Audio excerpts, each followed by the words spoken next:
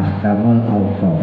Ahkam itu jamak ya, kata tunggalnya hukum, hukmun. Ahkam berarti hukum-hukum. Auqaf juga jamak, kata tunggalnya namanya waqaf ya. Waqaf artinya berhenti atau menghentikan bacaan, sedangkan wasol artinya terus, maksudnya meneruskan atau melanjutkan bacaan. Nah, di sini harus diingat-ingat ya. Jadi ada istilah waqaf, ada istilah wasol. Waqaf berhenti, kalau wasol terus ya.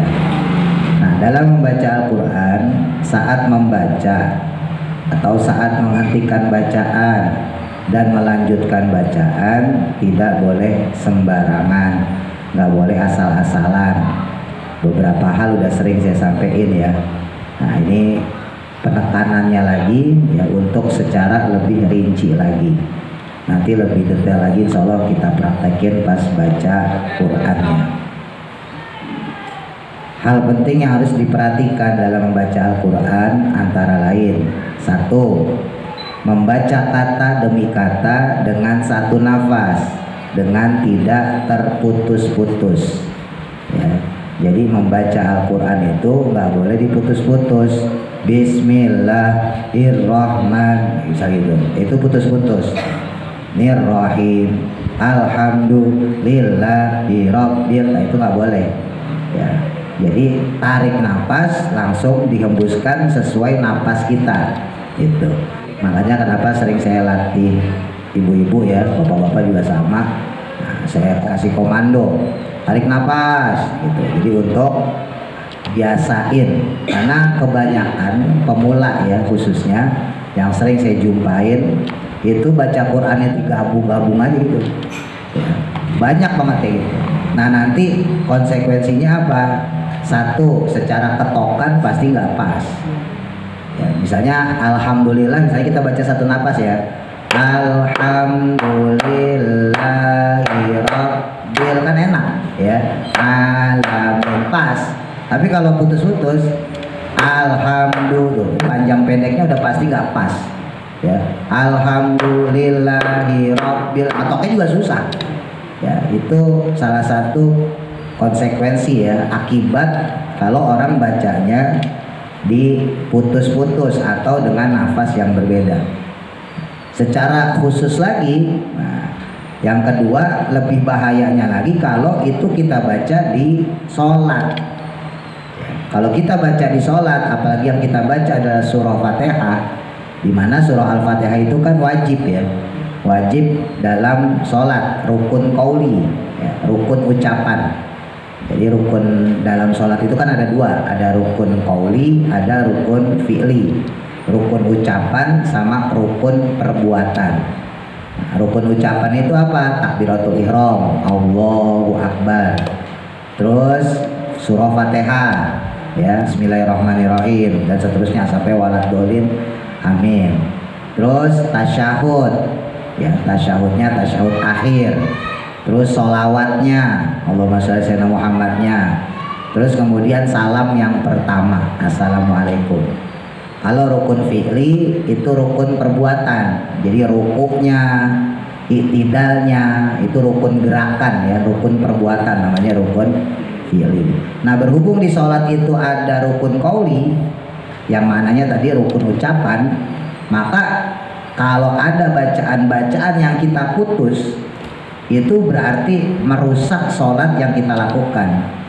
Jadi kalau ibu baca misalnya ya, Allahu Akbar, Bismillahirrahmanirrahim, itu rusak sholatnya udah itu ya. Makanya hati-hati nih ya. Mungkin kalau di luar sholat masih dimaafin lah kalau belajar ya, tapi kalau buat sholat usahain dilatih, jangan sampai bacanya putus-putus ya.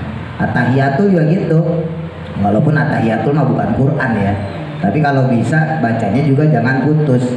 At-tahiyyatul mubarakatus sholawatut thayyibatu lillah. Jadi pas berhentinya. Assalamu alayka ayyuhan nabiyyu wa rahmatullahi wa barakatuh. Pas, tarik nafas lagi. Assalamu alayna wa ala badillahis sholihin. tarik nafas lagi, asyhadu alla ilaha illallah, gitu dibiasain. Jadi jangan attahiyatul mubarakatus sholawatut thayyibatulillah. Nah, itu pembiasaan ya, yang sering sulit bagi pemula, orang-orang yang belajar baca Quran, yang sering saya jumpain gitu. Karena memang mungkin pas dulu awalnya waktu belajar itu nggak ditekenin. Memang kalau untuk baru belajar ya Bu, Ibu misalnya punya anak, punya cucu baru belajar Quran, ya nggak apa-apa orang baru belajar. Tapi jangan dipakai ilmu itu kalau udah tua, maksudnya gitu. Makin dewasa makin tua ya, jangan dipakai lagi. Itu ilmunya anak kecil. Saya juga di rumah anak yang kecil gitu, saya diemin, biarin aja. Yang penting bacanya bener dulu, jangan sampai salah harokat, jangan sampai salah huruf gitu. Nun misalnya gitu, titik di atas pakai fathah, nah ya jangan sampai dibaca ba misalnya gitu. Nah itu aja fokusnya, bacanya masih pakai napas tarik ulur gitu, masih putus-putus. Alif lam mim dalikal kitabul la raiba fi, itu anak kecil nggak apa-apa. Tapi kalau untuk yang dewasa ya, untuk yang udah tua apalagi kayak kita orang, harus biasain, harus dilatih dengan cara baca yang benar itu ya. Dan dulu pernah saya sampaikan juga, yang paling hebat lagi yang ketiga, fungsi latihan supaya nggak putus-putus bacaan itu adalah ketika nanti kita sakratul maut Bu, ketika kita nazar ya. Orang yang udah biasa baca Quran dengan benar ya, bacanya tadi ya nggak diputus-putus, Bismillahirrahmanirrahim, tarik nafas lagi, Alhamdulillahi Rabbil Alamin, tarik nafas lagi gitu, Ar-Rahmanirrahim. Ini sangat berimbas ya, efeknya itu ketika nanti kita sakratul maut. Ketika kita sakratul maut, nazak namanya, ketika nyawa udah ada di tenggorokan, nah itu malaikat Israel bakal ngasih kode pada kita ya. Ini ceritanya horor nih ya, horor ya. Kalau meninggal kan berarti horor ya, tapi kan kita harus siap. Emang mau hidup terus? Nah lo ngapain, udah tua mau hidup lama-lama ya. Nah, saya aja udah bosen hidup, pengen buru-buru masuk surga ya kan. Iya. Jadi ketika kita nazak itu ya, tenggorokan kita udah diisi nyawa kita ya, perlahan dari kaki diangkat terus perut. Nah itu nanti malaikat Israel bakal ngasih kode Bu, baik dia seorang muslim maupun dia orang kafir, dikasih kode. Satu hembusan nafas kamu akan keluar nyawa kamu dari badan. Itu malaikat Israel ngasih kode ya, baik kepada orang muslim maupun kepada orang kafir. Lah kalau orang kafir dia nggak bisa nyebut apa-apaan ya, tarik nafas ya mati udah, mati. Tapi kita yang muslim, nah, kita bakal baca syahadat di situ, orang kita belajar. Oh iya, kata ulama-ulama ya, kalau ada orang mau meninggal dia ngucap asyhadu alla ilaha illallah wa asyhadu anna muhammadar rasulullah gitu kan, atau ngucap la ilaha illallah muhammadur rasulullah, maka dakhala jannah, maka dia bakal masuk surga. Langsung ingat tuh orang kita biasa belajar ya, dan saya udah sering nyampein kan gitu kan. Nah, maka ketika kita dikasih kode tuh sama malaikat kayak gitu, kita bisa tarik nafas, asyhadu alla ilaha illallah wa asyhadu anna muhammadar rasulullah, satu nafas. Atau kalau yang pendek la ilaha illallah ya, tarik nafas kamu, kata malaikat, satu tarikan nafas kamu akan saya cabut nyawa kamu. Langsung kita tarik nafas, la ilaha illallah muhammadur rasulullah, mati. Itu bisa terjadi, bisa full kalau dibiasain pas baca Qurannya bener. Coba pikir deh, nyambung nggak omongan saya ini? Nyambung nggak? Nyambung. Ini horor Bu, ceritanya horor ini. Tapi begitu, konsekuensinya begitu secara jauh ya, jangka panjang seperti itu. Tapi kalau orang, mohon maaf ya, bacanya tadi tuh putus-putus.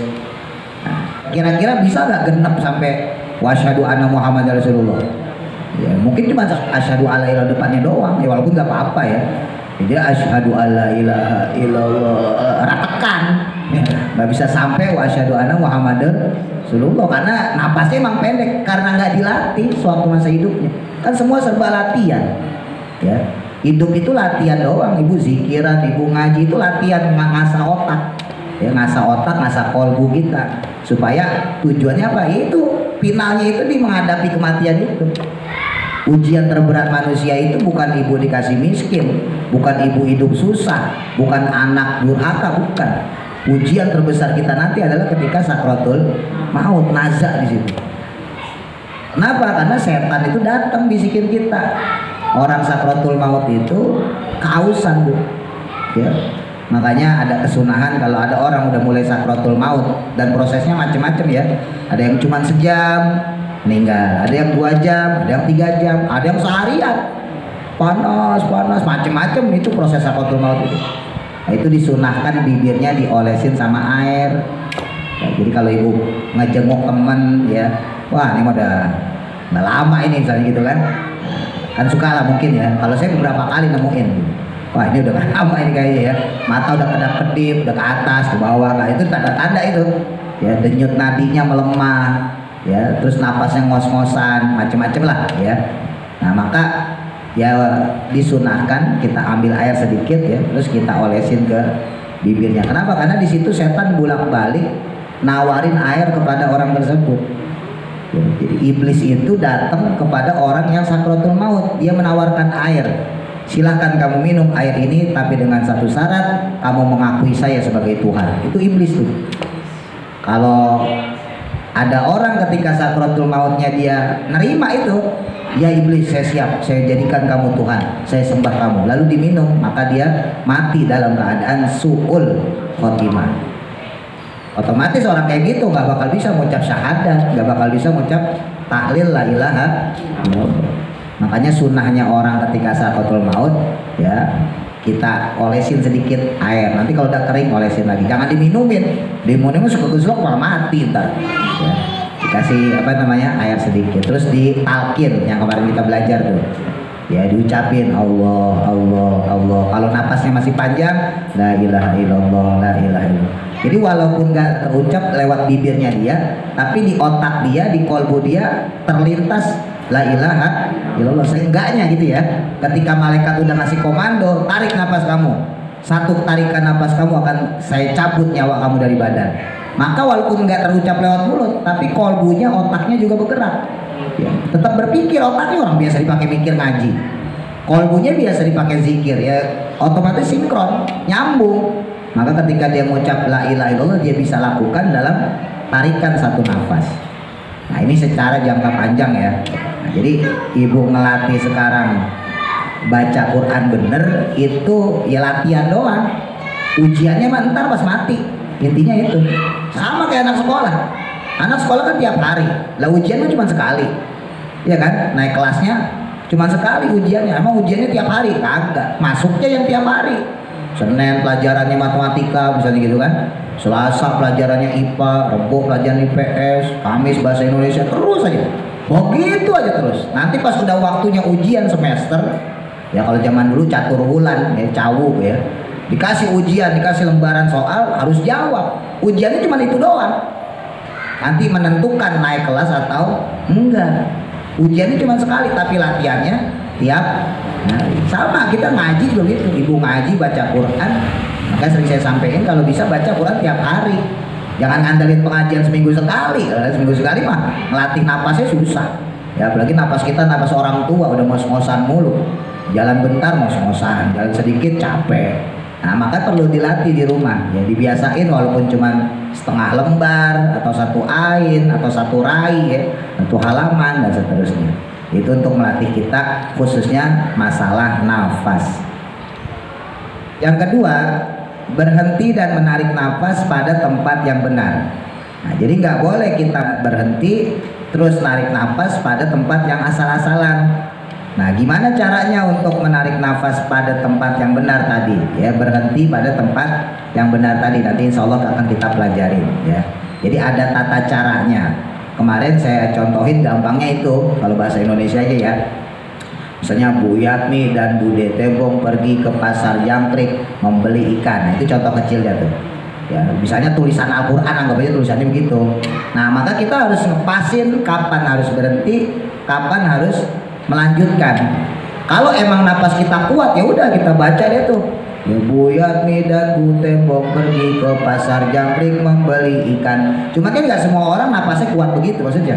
Ya, mungkin kita cuma bisa berhenti di mana nih, pasar kek atau Jangkrik kek. Terus kapan kita harus memulai? Apa boleh dari Jangkrik doang? Apa boleh dari pasar doang? Mana yang lebih bagus? Nah itu ada tata caranya. Ya nggak sembarangan. Nah lagi-lagi karena ini ilmu dewasa ya. Mohon maaf, kadang-kadang pemula-pemula yang dulu kita waktu masih kecil belajar, ini nggak belajarin ini, udah main bablas aja udah, dianggapnya udah bisa. Wah saya udah bisa baca Quran, saya udah ngerti, saya udah lancar. Iya, kalau hurufnya emang ngerti, bacanya emang lancar, tapi kan hukum-hukum wakofnya dia belum tahu. Ya hukum-hukum wasolnya dia belum tahu. Nah kadang-kadang udah belajar aja besok lupa lagi. Ya, nah makanya di situ lagi-lagi perlu latihan. Nah yang ketiga, mengetahui tanda-tanda wakof atau tanda-tanda wasol yang umum. Nah kita harus tahu ya tanda-tanda wakof atau wasol yang umum. Maksudnya yang umum apa? Yang disepakati ulama. Ya karena memang ada beberapa tanda wakof yang tidak tercantum pada Al-Quran secara khusus ya. Karena masing-masing negara itu disesuaikan dengan kebiasaan penduduknya dalam membaca Quran. Misalnya kayak kita nih orang Indonesia, dulu saya sampein kita belajar Quran riwayatnya Imam Hafiz ya. Kita pakai Imam Hafiz dengan qiraahnya Imam Asim. Jalur riwayatnya adalah Imam Asy-Syatibi. Nah berhubung kita pakai mazhab itu dalam baca Quran, maka Quran yang dicetak pun oleh Kementerian Agama, kalau zaman dulu Departemen Agama ya, itu disesuaikan dengan penduduk Indonesia yang bermazhab Imam Asim dan riwayat Imam Hafiz. Nanti kalau ibu beli Quran Mekah, Quran Madinah, Quran Turki, Quran Yaman misalnya gitu ya, Quran macam-macam negara lain, itu bisa jadi tanda wakofnya beda. Mungkin di Quran yang kita tanda wakofnya mim, tapi di Quran lain mungkin tanda wakofnya oflam gitu atau soflam gitu. Bisa jadi di kita ini ayat ya, bisa jadi di Quran lain bukan ayat.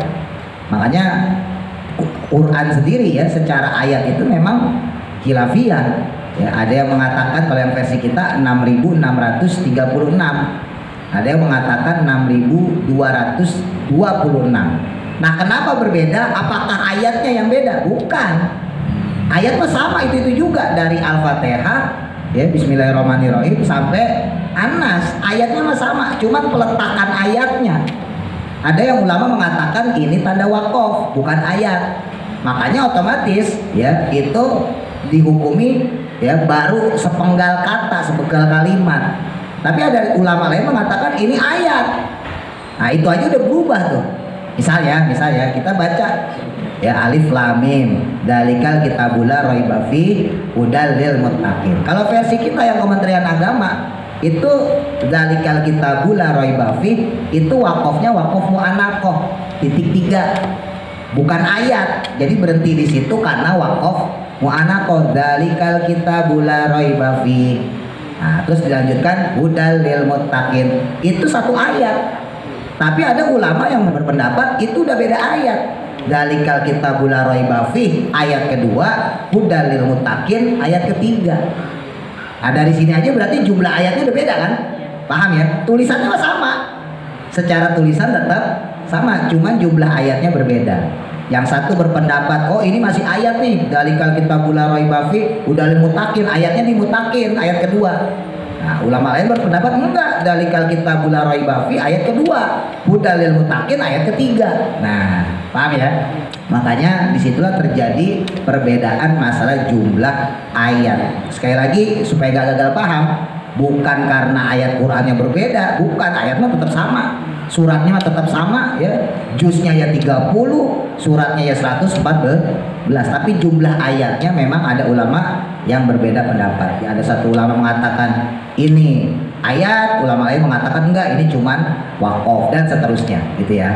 Nah jadi untuk yang nomor 3 ini, poin yang ketiga maksudnya adalah tanda-tanda wakof wasol secara umum yang disepakati ulama. Dan qiraahnya Imam Asim ya riwayat Imam Hafiz dengan jalur Imam Asy-Syatibi itu adalah qiraah yang paling banyak dipakai oleh negara secara internasional. Sama secara mazhab ya.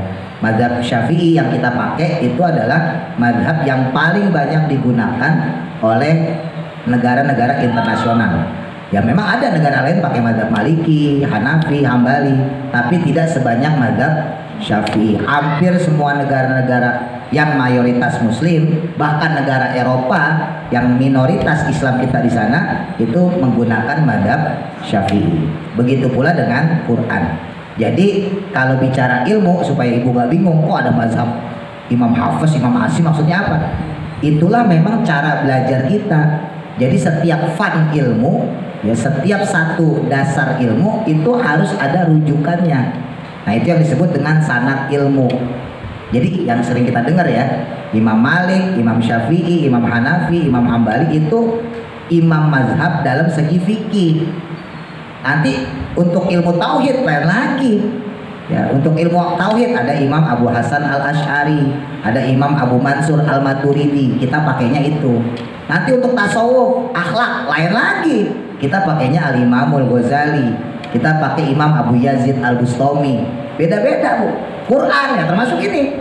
Kita pakainya Imam Hafiz, ya riwayat Imam Asim dengan jalur Thoriq yaitu Imam Asy-Syatibi atau dikenal dengan jalur Thoriq Asy-Syatibiyah.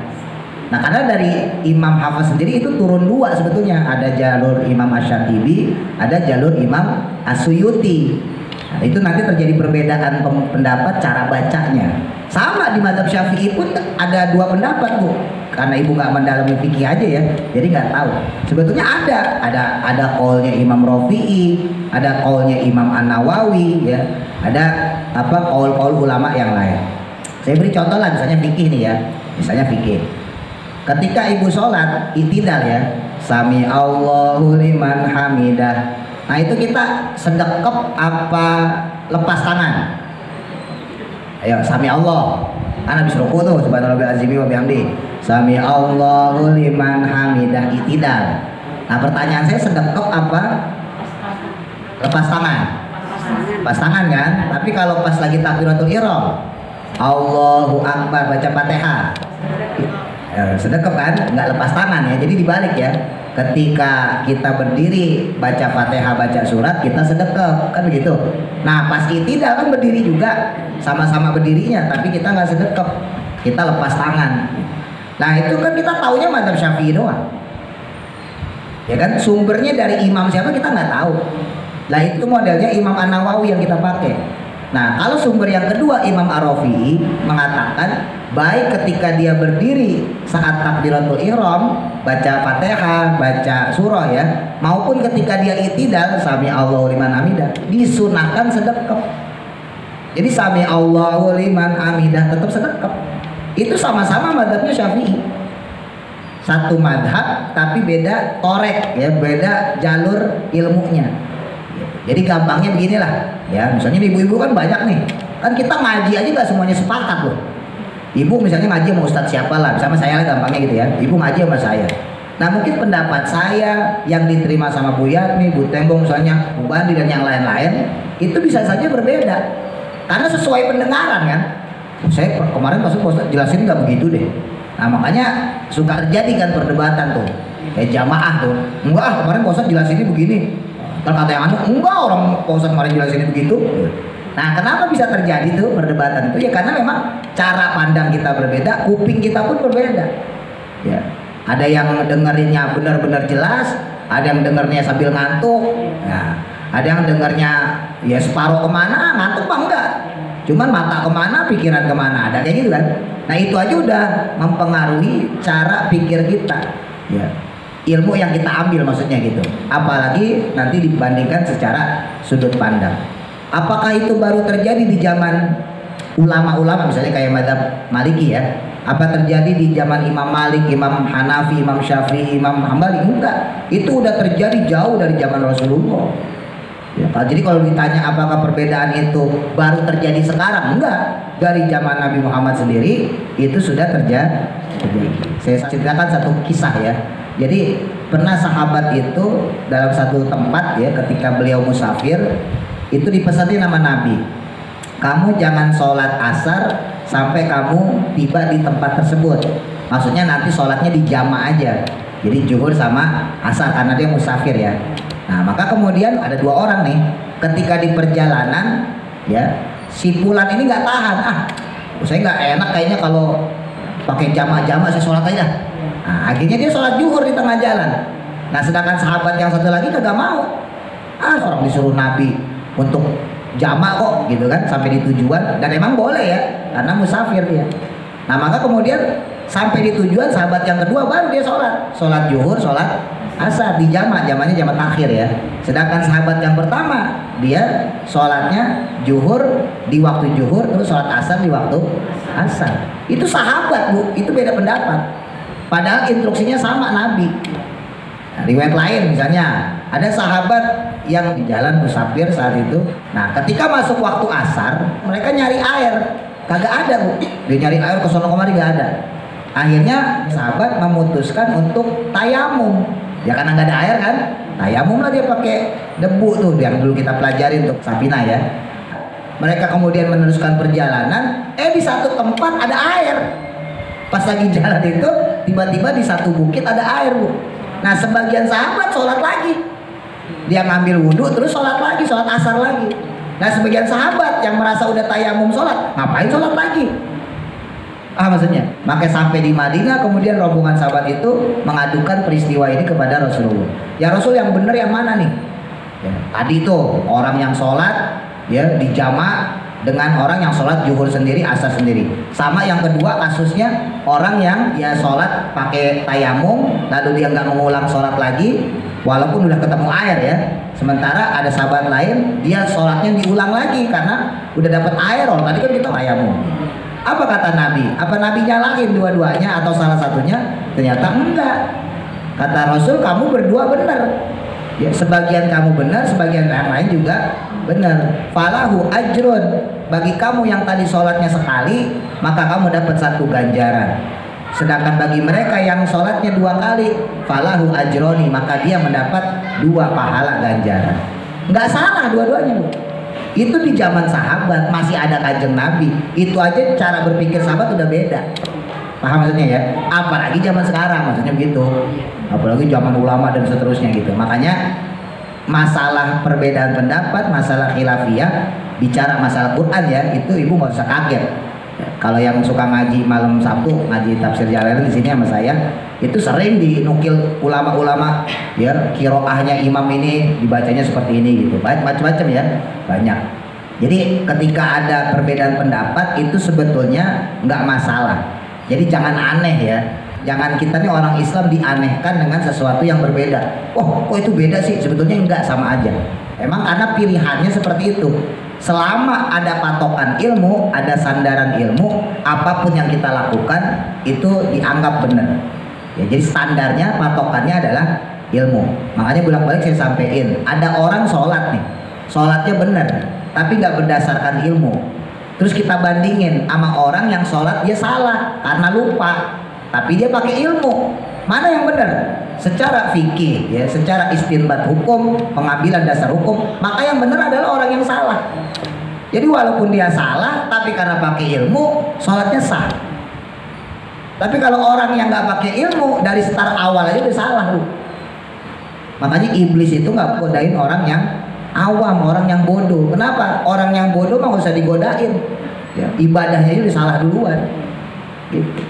Makanya dalam satu kisah ya, ketika ada Nabi dari kalangan Bani Israel duduk di pelataran masjid, di dalam masjid ada dua orang, yang satu ahli ibadah, ya dia lagi sholat, Allahu Akbar, zikir. Nah, terus yang satunya orang alim, orang pinter, dia lagi leyeh-leyeh, tidur-tiduran. Itu iblis masuk ke masjid, ya bukan godain orang yang sholat, yang lagi ibadah, bukan, tapi yang orang alim dikipas-kipasin supaya tidur. Iya. Nah itu Nabi itu kemudian nanya, wahai iblis, kok lucu kamu? Kenapa kamu godain orang yang lagi mau tidur? Nah dia mah katakan pulas sendiri gitu kan. Kenapa nggak kamu godain orang yang ahli ibadah, yang dia lagi sholat? Allahu Akbar.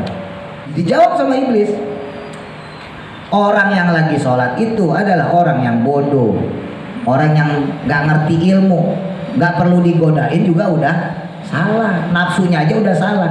Justru yang bahaya ini orang alim, orang yang dia ngerti ilmu, dia pinter. Kalau dia bangun ngelihat orang bodoh itu sholatnya salah, maka bakal dibenerin, bakal ditegur. Ya rugi saya.